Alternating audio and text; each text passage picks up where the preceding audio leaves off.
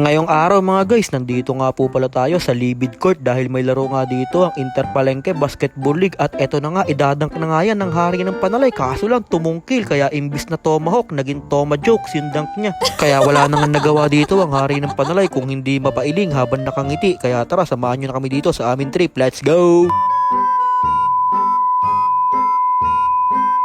So, ayun po nandito na nga po tayo para manood nitong laban na to dahil may laro nga ang Alvin and Janet at pinasok na nga din dito ang idol ko na si J-Ban magbubuko, manununtok, kaya pinakitaan kagad ako ni J-Ban ng isang jail ace, kaso nga lang hindi gumana yung pektus. Kaya nakuha na nga yan ang kalaban nila na kay idol nagmamadali, binigay kay isa pang idol, tumira ng 3 points, bandami nakaharang na mga speaker sa camera pero pasok pa din yung 3 points ni idol. Kaya nakuha na yan dito ni Boss Negi, grabe naman si Boss Negi, dinukot pa sa ilalim ng bundok yung tira na yun.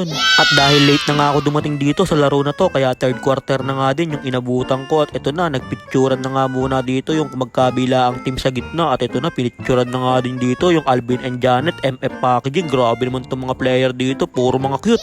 Ay talagang pwede pa isa lang sa ABS-CBN itong mga player na to dahil puro gopings, kaya syempre shoutout na din sa mga tropa natin dyan na nasa committee.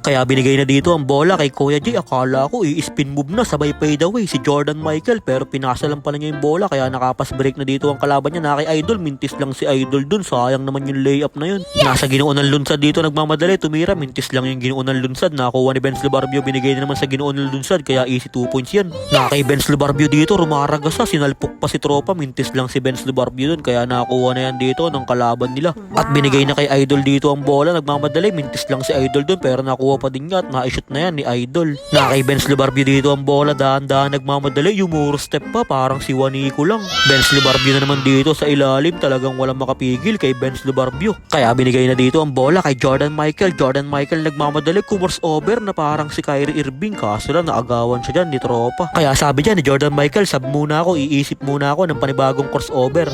Kaya nakuha na yan dito ni Pritz Del Prado, easy layup yan para kay Pritz Del Prado. Kaya nakuha na dito ni Mark Kagiwa ang bola, kaso lang hindi hinatulan si Mark Kagiwa dyan kaya napatalon si Kuya J yan at sabi niya foul na foul naman rep, grabe naman yun, hindi mo pa hinatulan si Mark Kagiwa. Kitang kita kinabayo sa likod si Mark Kagiwa pero good ball pa din kaya babawi na dito si Mark Kagiwa, easy layup na yan para kay Mark Kagiwa. Akala nyo hindi nyo ako hinatulan, babawi na lang ako ng 2 points. Na kay Pritz Del Prado dito, ang gandang pasa naman nun para sa hari ng Panalay, mintis lang yung hari ng Panalay, gusto pala ng hari ng Panalay merong foul bago niya ipasok yung tira niya. Styler din kaya hinagis na dito ang bola sa hari ng Panalay, easy 2 points yan para sa hari ng Panalay dahil hindi na nga dumedepensa yung hari ng Panalay, nag-aabang na nga lang siya dun sa ilalim ng pass break. Kaya napatawag kagad dyan ng timeout yung kalaban nila at pagbalik ng possession dito, J-Ban magbubuko, inagawan ng bola sa tropa, sabay dinunk ng hari ng Panalay, kaso lang tumungkil yung dunk ni idol dun. Magpapasikat pa sa akin tong hari ng Panalay ng isang slam dunk, kaso lang tumungkil yung dunk niya dun kaya bumawi na dito ang hari ng Panalay. Slam dunk ba ulit? Ay nahiya na si idol kaya gineli layup na lang, hindi na dinang.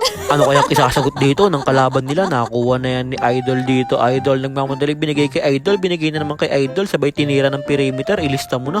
Kaya na kay Allen Iverson na ang bola, kumors over, grabe naman to si Allen Iverson, talagang iwan pati sapatos, hindi lang yung kalaban pati sapatos na iwanan ni idol. At sa sobrang ganda nga ng crossover na yun ni Allen Iverson, talagang pati sapatos na crossoveran na yun, talaga natanggalin sapatos ni idol. Pero pagkasuot ni Allen Iverson ng sapatos niya dyan, bumawi kagad siya dito ng isang 3 points. Ayun Allen Iverson for 3, ilista mo na by Allen Iverson. At mukhang babawi dito si Pritz Del Prado ng isang 3 points. Pritz Del Prado tumira ng 3, mintis nga lang siya dun kaya nakuha na yan ni Kuya JR Baring, kaya easy 2 points yun para kay Kuya JR Baring. At pag ganun lang ay abante na nga din sila dito ng 10. At end of the third quarter na nga din tayo dito mga guys. Ayun shoutout kay Kuya Dax, dumila pa. Kaya wag na natin patagalin to, simulan na natin kagad yung fourth quarter dahil nagcutting lang ako sa trabaho para manood dito, baka mapagalitan na ako nung amo ko. Kaya nasa Alvin and Janet na ang bola, hinagis na dito ang bola, nakuha ni John Roy, bumiyahin the back pa, sabay lumay up. Grabe naman to si John Roy, talagang quality yung moves na yun. Na kay Jordan Michael, pumull up jumper, niluwalang ng ng ring yun. Sayang, munti ka na pumasok yun. Pero sabi ni Jordan Michael, isa pa, babawi ako na kay San Pedro Pumeke. Sabay hinaaliyup kay Jordan Michael. Grabing pasahan naman yun. Parang Uduka at Chavez connection lang yung haliyup na yun. Kaya tuwan-tuwa dito mga kakampi ni Jordan Michael dahil nakashoot na nga dyan si Jordan Michael ng isang 2-point. Kaya hinagis na nga dito ni Benz Libarbio ang bola kay Senior Pedro. Magbubuko, nagmamadali dito. Easy 2 points yan para kay Senior Pedro. Magbubuko, talagang quality nga to si Senior Pedro. Kondisyon. Kaya na kay Benz Libarbio na dito ang bola. Binigay kay Jordan Michael. Pero sabi ni Jordan Michael, wait lang, teka lang, hindi pa ako ready. At binigay na naman niya kay Jordan Michael. Tumira, kaso lang hindi siya nakatulan ng foul. Kaya sabi ni Jordan Michael, foul naman rep, hindi mo naman natulan. Kaya binigay na naman kay Jordan Michael ang bola. Natapal lang si Jordan Michael at pumirimeter pa si Jordan Michael. Mintis lang siya dun mga guys. Sayang yung fadeaway na yun, mintis lang. Kaya sabi ni Jordan Michael dyan, sub na ako, sub na. Palitan nyo na ako, okay na yung 2 points ko kanina. Nahaliyup na parang si Jordan Chavez lang. Kaya pinasok na din dito ang idol ko na si jersey number 3, Willie Miller. Ayun, grabe naman si jersey number 3, Willie Miller. Mukhang titira kagad ng 3 points si Willie Miller dyan. Kaya binigay na ang bola kay Willie Miller. Open na open sa tres, hindi man lang sumayad sa ring. Yung tira na yun ni Willie Miller. Kaya tuwan-tuwa sa kanya yung mga nanonood sa atin dyan. Kaya nakuha na yan ng kalaban nila. Kaso lang natapal si Idol pero nakuha pa din niya yung bola. Kaya easy 2 points yan para kay Idol. Na kay Tito Edmond ang bola, tinira, umalog pa pero pumasok din yung tira na yun ni Tito Edmond. Kaya easy 2 points yan para kay Tito Edmond at tuwan-tuwa sa kanya dito sila tita. Kaya nakuha na dyan ni Senior Pedro ang bola. Senior Pedro magbubuko, nagmamadali, binigay kay Tito Edmond. Tumigil, tumira, mintis lang si Tito Edmond doon pero nakuha pa din ni Tito Edmond yung bola at tinira niya, pumasok na naman, lucky bounce na naman. Na kay Senior Pedro ang bola, pinasa, sabay binigay kay JR Baring, bumomba, sabay inangat. Grabe naman si JR Baring, talagang nilamon dito yung bantay niya at dahil sa tira na yon ni JR Baring, talagang 1 minute pa, tinigil na nga dito yung laro at sabi nung kalaban, okay na yan, tapos na, baser mo na rep.